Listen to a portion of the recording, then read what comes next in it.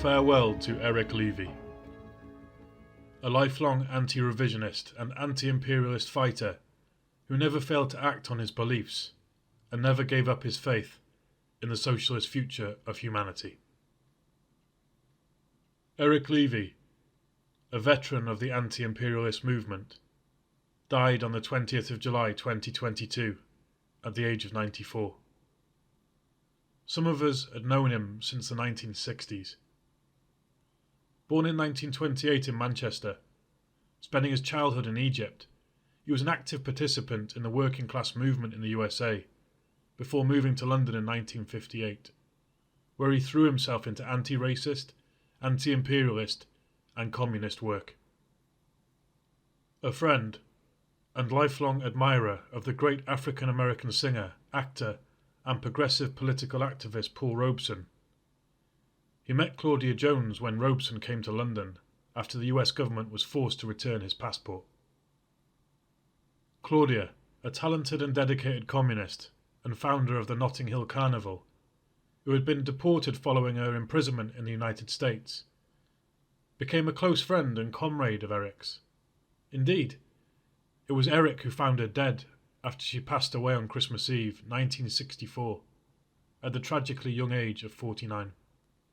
From 1960 to 62, together with his wife and infant daughter, Eric lived in Guinea. The West African country had just won its independence from French colonialism, and its president, Ahmed Sékou Touré, who was resolved to take his country in an anti-imperialist and pro-socialist direction, had invited Eric, a fluent French speaker, to work as a teacher. Eric joined the Communist Party of Great Britain in 1963. But, with the development of the split in the international communist movement, he became a staunch and active supporter of the anti-revisionist positions taken by the Communist Party of China and Comrade Mao Zedong, and remained so until his very last days. There was no anti-imperialist movement or cause to which Eric did not give his wholehearted support.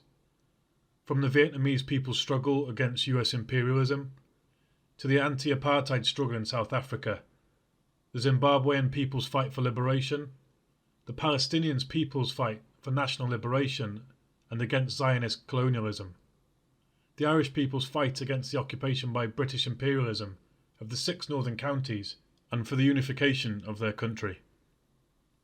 He gave wholehearted support to the people of Cuba and Venezuela in their fight against US imperialism's attempts to strangle the revolutionary regimes of these countries. Eric hated imperialist wars for domination, and he put his words into deeds.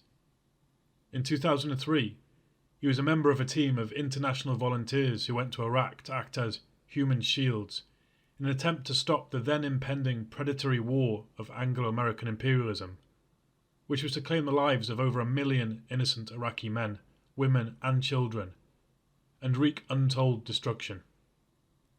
Earlier, he had lost his job as a teacher after he refused to conceal or deny his support for the Irish people's struggle.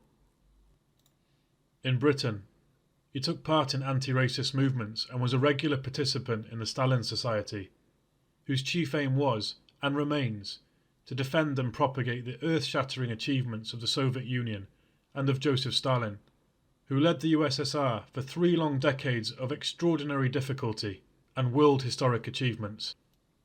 In his last years, although in frail health, Eric directed every ounce of strength he could muster to free Julian Assange and to prevent his extradition to the USA to face imprisonment for 176 years. There were many other worthy causes that attracted Eric's support. He never lost faith in the ultimate downfall of imperialism and the victory of the proletarian revolution. In his last days, he was visited by one of our comrades who found him to be in a state of equanimity. His death has denuded the anti-imperialist movement of one of its staunchest supporters. He shall be sorely missed. Eric is survived by his daughter, granddaughter, and great-granddaughter in Canada. Farewell, Comrade Eric Levy.